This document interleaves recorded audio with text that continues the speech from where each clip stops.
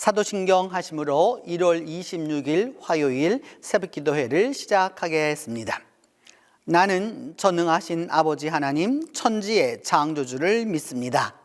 나는 그의 유일하신 아들 우리 주 예수 그리스도를 믿습니다.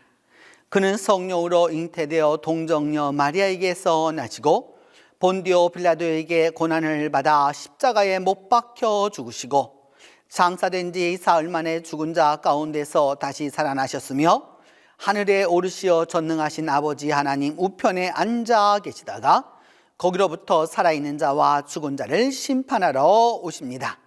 나는 성령을 믿으며 거룩한 공교회와 성도의 교제와 죄를 용서받는 것과 몸의 부활과 영생을 믿습니다.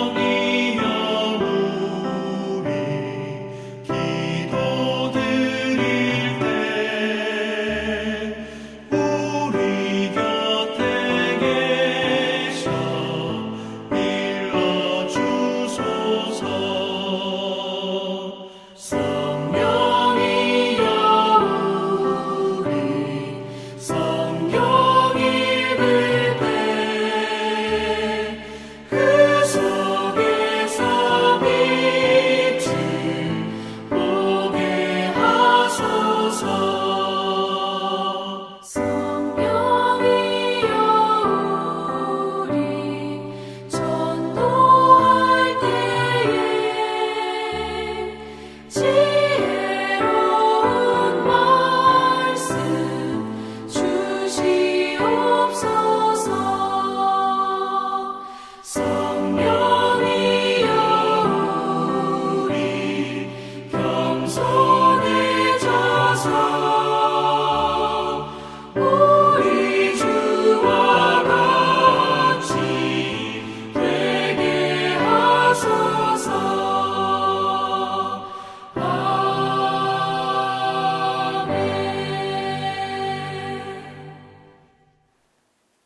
오늘 우리에게 주신 하나님의 말씀은 마태복음 5장 1절에서 12절입니다. 신약성경 마태복음 5장 1절에서 12절입니다. 예수께서 무리를 보시고 산에 올라가 앉으시니 제자들이 나아온지라. 입을 열어 가르쳐 이르시되 심령이 가난한 자는 복이 있나니 천국이 그들의 것이며 애통하는 자는 복이 있나니 그들이 위로를 받을 것이며 온유한 자는 복이 있나니 그들이 땅을 기업으로 받을 것이며 의에 줄이고 목마른 자는 복이 있나니 그들이 배부를 것이며 긍휼히 여기는 자는 복이 있나니 그들이 긍휼히 여김을 받을 것이며 마음이 청결한 자는 복이 있나니 그들이 하나님을 볼 것이며 화평하게 하는 자는 복이 있나니 그들이 하나님의 아들이라 일컬음을 받을 것이며 의를 위하여 박해를 받는 자는 복이 있나니 천국이 그들의 것임이라. 나로 말미암아 너희를 욕하고 박해하고 거짓으로 너희를 거슬러 모든 악한 말을 할 때에는 너희에게 복이 있나니 기뻐하고 즐거워하라. 하늘에서 너희의 상이 큼이라. 너희 전에 있던 선지자들도 이같이 박해하였느니라. 오늘 본문 마태복음 5장 1절로 12절은 마태복음 5장, 6장, 7장을 일컬어서 산상보훈이라고 하는데 그 산상보훈의 서두로 주어진 말씀입니다. 마태복음은 예수님의 말씀에 특별히 예수님의 말씀에 대하여서 관심이 아주 높아서 그 예수님의 말씀 가운데 아주 정수들을 뽑아가지고 마태복음 바로 앞에 그것을 위치하도록 했습니다. 그래서 예수님의 그 여러분 40일간의 그 광야 생활을 끝내고 난 다음 그 백성들에게 모였었을 때 주어져 있는 말씀으로 마태복음 5장, 6장, 7장이 주어지고 있고 이것을 일컬어서 영어로는 Sermon of the Mount라고 그래서 산상설교 또 내지는 우리말로는 산상보훈 산에서 말씀하신 보석과 같은 말씀이라는 뜻으로 또 되고 또 산상수훈이라고 해서 주님께서 말씀하셨던 대로 이 말씀을 반드시 지켜야 한다라고 말하면서 천국의 헌장이라고까지 말하는 바로 그런 말씀입니다. 그 말씀이 주어지는 그 첫 번째에 주어져 있는 말씀이 오늘 본문 말씀이고 이곳에는 8가지 복 있는 사람에 대하여서 말씀하고 있기 때문에 흔히 팔복이라고도 이야기하게 됩니다. 오늘 본문은 누구에게 주어졌느냐라고 하면 여러분 그 대상이 중요합니다. 그냥 일반 백성들이 온 것도 아니고요, 외국인이 온 것도 아니고요. 이 말씀은 누구에게 왔느냐라고 하면 제자들이 나온지라 라고 말씀하고 있습니다. 그러니까 이미 신앙생활을 하고 있어요. 그리고 주님을 따르려고 하고 있고 따르고 있는 사람들입니다. 그래서 그 따르고 있는 그 사람들을 향하여서 주님이 말씀하시는 마태복음에 의한다면 그 첫 말씀과 같은 것이죠. 그게 드디어 이제 주님께서 이게 말씀해 가는 것입니다. 그래서 처음으로 말씀하셨을 때 뭐라고 말씀하셨느냐 하면 심령이 가난한 자라 이렇게 말씀하였죠. 그래서 이 본문을 우리 팔복을 하나하나 다 설명하자고 해도 뭐 이것이 한이 없는 것이지만 오늘 우리가 이 새벽에 우리가 이 본문을 보면서 특별히 하나님과 화목하기를 원하는 부분에서 그 본문에 초점을 맞추어서 말씀을 살펴보도록 하겠습니다. 마음이 가난하다라고 하는 말은 이 가난이라고 하는 표현이 들어갔기 때문에 그러한데 여러분 무슨 뜻이냐 하면 자기에게 있어서 그 마음속 깊은 곳에서 언제나 주님을 향한 갈급함이 있는 사람, 그 갈급함이 있는 사람은 천국을 얻을 것이다 라고 이렇게 말씀하고 있습니다. 그러면서 슬퍼하는 사람, 그냥 우는 사람을 말하는 게 아닙니다. 이 세대를 바라보면서 아픔이 있다는 걸 알고 있고, 이 세상을 바라보면서 이루어지고 있는 여러 가지의 그 아픔을 보면서 슬퍼하는 사람은 어떻게 될 거냐? 위로를 받을 것이다 라고 말씀하고 있는 것이죠. 그러면서 또 말씀하기를 온유한 자라라고 말씀했는데, 온유하다라고 하는 이 표현은 모든 사람들에게 아주 따뜻하고 유하게 대하는 그런 사람들을 말하게 되는데, 그들은 점차적으로 재산을 얻게 되는, 땅을 얻게 될 거라라고 이야기를 하고 있습니다. 또한 더불어서 의에 줄이고 목마른 자라고 말하고 있죠. 주님에 대하여서 이렇게 늘 항상 말씀에 대하여서 주님에 대하여서 그 갈급함이 있는 사람은 어떻게 될 것이냐라고 말하면 배부르게 될 것이다 라고 말하죠. 이 배부름이라고 하는 것은 단순히 먹어서 오는 배부름이 아니라 영적 배부름을 이야기하고 있는 것이죠. 또 더불어서 긍휼히 여기는 자, 다른 사람을 불쌍히 여기고 그 사람에 대하여서 긍휼함을 갖게 되고 자비함을 갖게 되는 바로 그 사람은 어떻게 될 것이냐? 긍휼함을 얻게 될 것이다 라고 말씀하고 있습니다. 여러분, 우리가 살아가면서 인생에 있어서 특별히 우리 그리스도인들이 이 시대에 한국교회 그리스도인들이 행해야 할 일은 긍휼함입니다. 긍휼을 베풀어야 하는 것이죠. 그 긍휼을 정말로 베풀 때에야 내가 긍휼함을 받는 것입니다. 내가 자비를 베풀을 때 뭐냐? 나 또한 자비함을 얻게 되는 것이죠. 남에게 긍휼함을 베푸는데 그 긍휼이라고 하는 것이 인사치레적이거나 거칠애적인 것이거나 또 그냥 입으로만 하는 것이었을 때는 절대 긍휼함을 얻지 못하게 되는 것입니다. 더불어서 마음이 깨끗한 사람은 하나님을 볼 거라라고 이야기하고 있습니다. 그리고 나서 말씀하는 바는 화평케 하는 자라고 우리 표현했는데, 영어로는 피스메이커라고 하는 뜻입니다. 화평을 만들어가는 자, 화평을 창조해가는 자, 그 평화를 이루어가는 사람들은 하나님의 아들이라 일컬음을 받을 것이다 라고 말하고 있죠. 여기서 말하는 하나님의 아들들이라고 하는 것은 극존칭을 의미하는 것이죠.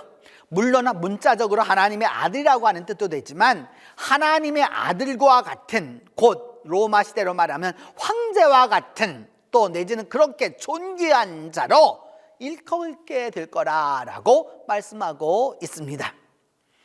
언젠가 여러분, 제가 이런 그것을 보게 된 적이 있었는데, 여러분, 힐러리라고 하는 사람이, 미국의 힐러리가 있잖아요. 여러분, 그 힐러리 클린턴이라고 하는 분이 국무장관을 지냈었습니다. 국무장관을 지내면서 전 세계를 왔다 갔다 하는 것을 이렇게 쭉 다큐멘터리를 보는데, 그분이 한 참 명언이 있어요. 뭐라고 말하느냐라고 하면은 그 자기 미국과 원수되어 있는 나라의 국무장관으로 가서 거기에 가서 평화를 이루기 위하여서 쫙 서로 간에 그것을 이루기 위하여서 조정을 하고 또 여러 가지 그 일들을 한단 말이죠. 그런데 그 분이 이야기하기를 친구와는 외교를 할 필요가 없다, 이렇게 말을 하더라고요.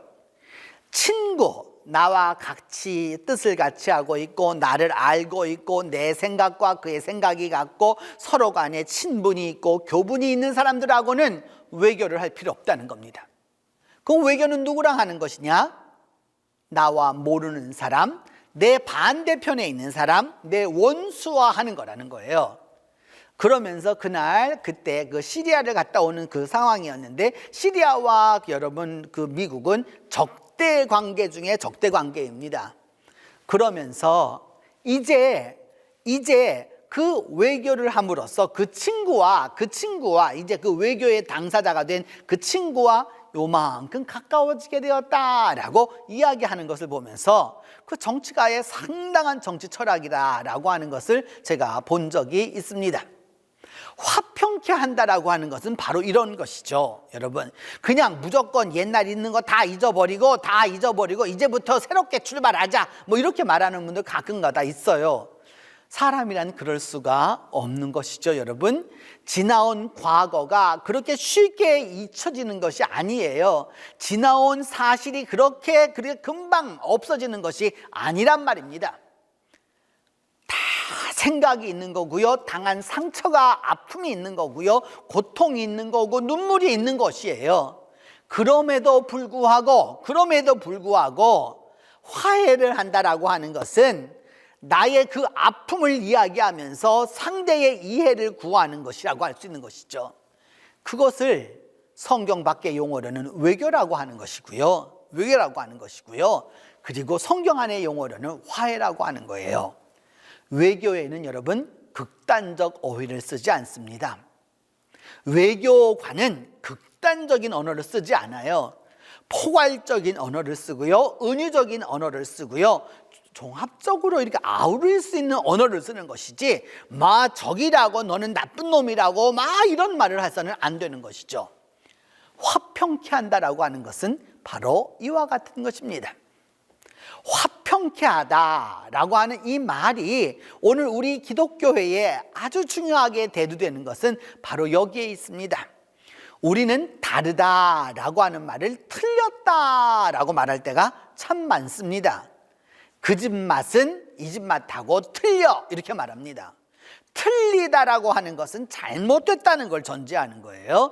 다르다라고 하는 것은 차이가 있다는 걸 얘기하는 거지만 틀렸다라고 말하는 것은 여러분 잘못되었다라고 하는 것을 말하는 것이죠. 그 사람 틀렸어, 틀려 먹었어 이렇게 말하면 그 사람하고는 상대를 해서는 안 되는 것이죠. 다르다라고 말해야 하는 것이죠. 영어의 표현에는 이렇게 말합니다. 그 사람 좀 이상한 사람이야 이렇게 말할 때 He is very different. 정말 이상한 사람이야 이렇게 표현할 때도 다르다고 표현하지 그 사람 보고 틀렸어 라고 이렇게 말하지 않습니다. 여러분, 지난해에 우리 사회를 일컬어서 대학 교수 신문이 선택했던 바가 뭡니까 여러분?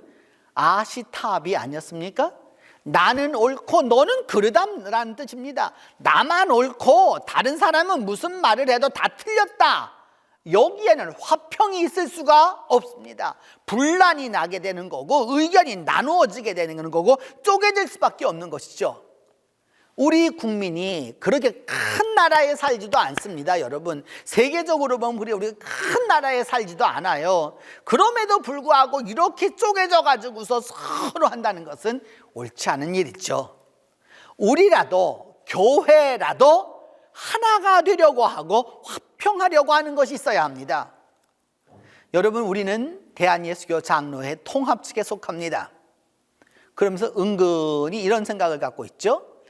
우리 장자교도 아니라고 그러면서 합동은 조금 내려다보고 고시는 더 내려다보고 이런 경향이 있죠.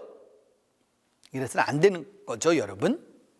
우리가 그리스도인이라고 하면 하나로 받아주어야 되는 거예요. 하나로 받아주어야 되는 거예요. 예수 그리스도를 구세주로 고백하고 삼위일체 하나님을 믿는다면 받아주어야 하는 거예요. 그런데 의외로 그리스도인들이 배척이 아주 심한 것을 느끼게 됩니다. 우리 교회와 다르다 이렇게 생각하고 다른 것이 아니라 틀렸다라고 얘기하는 경우를 종종 봅니다. 그렇게 오래된 일이 아니었어요. 이게 코로나 오기 전에 한 얼마 전쯤에 여러분 우리 교회에서 이게 늘 성찬을 베푸는 때였는데 새로운 교회에 다른 교회 다니는 분들이 우리 교회에 오셔서 성찬을 제가 이렇게 나눠주게 되었는데 그분들이 안 받겠다고 하는 거예요. 그래서 내가 나중에 한번 다른 경로를 통해서 물어보았어요. 성찬은 자기 교회에서만 해야 되는 거랍니다. 여러분, 주님의 몸이 그 교회만 있고 그럼 우리 교회는 없는 것이에요? 생각이 그렇게 작아서는 안 되는 거죠? 여러분, 화평케 한다라고 하는 것은 어느 교회에 있든지 이단이 아니라면 우리가 다 그 화평케 만들어가는 존재라는 사실을 기억해야 하는 것이죠. 그런데 그리스도인들이 그렇게 행동할진데 여러분 무엇을 얻을 수 있겠습니까? 중요한 것은 여러분 화평을 만들려고 하면 화평을 만들고자 하면 하나님의 아들이라고 하는 그런 극존 호칭을 얻게 된다는 거예요. 예전에 여러분 그 황희정승의 이야기에 그런 것이 있었죠. 그 두 여자와 종 둘이 싸웠습니다. 막 싸워가지고 뭐라고 말하느냐 하면은 막 싸워서 황희정승에게 왔습니다. 그래서 황희정승에게 말하기를 막 이쪽이 자기가 옳다고 이쪽 A라는 여종이 말하니까 B 여종도 막 옳다고 얘기했습니다. 그래서 A 여종에게 막 말할 때 황희가 뭐라고 말했느냐 하면 그래 네 말도 옳다 그렇게 말하고, 또 B 여종이 말하니까 B 여종이 말할 때 B 여종에게도 너도 옳다. 그래서 그것을 안방에서 듣고 있었던 그 황희정승의 부인이 아니 당신은 줏대가 있어야지 종이 이거를 하면서 시비를 가려줘야지 둘 다 맞다라고 그러면 어떡하느냐고 그렇게 말하자 황희정승이 뭐라고 말했느냐 하면 당신 말도 옳소이다 라고 이렇게 말했다는 거죠. 그래서 황희는 실제적으로 4대에 걸쳐서 조선조 초기에 정승을 지낼 수 있었던 것이죠. 훗날 지금은 돌아가셨지만 한경진 목사님에게도 똑같은 이야기가 있죠. 어느 날 A 장로와 B 장로가 서로 와서 그렇게 다투더랍니다. 이쪽이 막 옳다 이쪽이 옳다 그러니까 그래 장로님 말씀도 옳아요. 또 이쪽 장로님 말씀도 옳아요. 그러니까 사모님 당신은 도대체 어느 쪽이냐고, 그러니까 당신 말도 옳아요 라고 이렇게 말씀하셨다라고 하는 그런 이야기를 제가 이렇게 들었는데, 화평하다라고 하는 것은 바로 그와 같은 것이죠. 사람이 여러분 대쪽 같은 것이 좋은 게 아니에요. 그렇다고 이거 이래도 흥 저래도 흥 하라는 게 아니죠. 여러분 화평케 하는 사람은 자기가 분명하기 때문에 A도 받아들이고 B도 받아들이고 C 또한 받아들여서 그 갈 길을 분명하게 할 때 우리 그는 그를 걸어서 화평케 하는 자라고 말씀하는 것이죠. 오늘 성경은 바로 그런 부분에서 화평케 하는 자가 존귀한 자다라고 이렇게 말씀하고 있습니다. 이제 오늘 하루를 살아가면서 여러분 모두가 A와 B가 다투거든, 그리고 거기에 대해서 C가 또 질책을 하거든, 어떤 일을 해야 할지 오늘 성경을 읽은 분들은, 말씀을 들은 분들은 분명하게 판단하실 수 있을 것입니다. 우리 함께 기도하겠습니다. 사랑의 하나님, 우리가 살아가는 이 세상은 한쪽을 선택하라고 강요하고 또 압박하고 또 그렇게 주장합니다.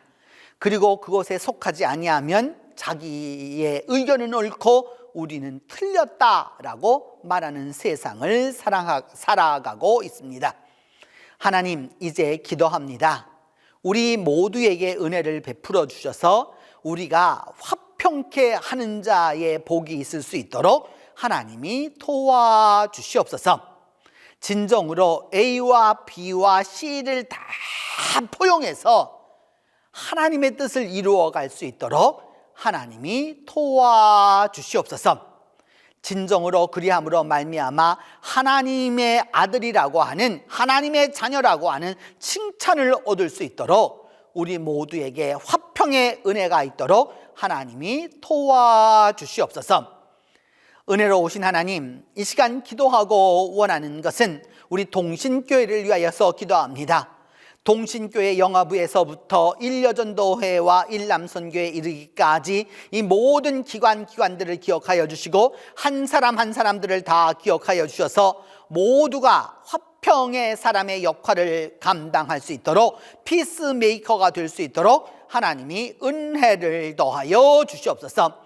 있는 자리가 어디 있든지 또 어느 때 어느 상황에 처하든지 화평의 사람의 역할을 감당하는 일이 될 수 있도록 하나님이 화평의 은사를 더하여 주시고 화평의 지혜를 더하여 주시고 화평의 총명을 더하여 주시기를 기도하고 또 기도합니다. 더불어서 주님, 이 땅에 있는 교회들이 서로 그리스도 안에서 화평하게 하여 주시고 또한 이 땅에 있는 국민들이 서로 화평하게 도와주시며 이 땅을 다스리고 있는 모든 이들이 주님 화평의 사람들이 될 수 있도록 하나님이 함께하여 주시옵소서. 이제 주님께서 가르쳐 주신 기도를 함으로 오늘 새벽 기도회 마치도록 하겠습니다.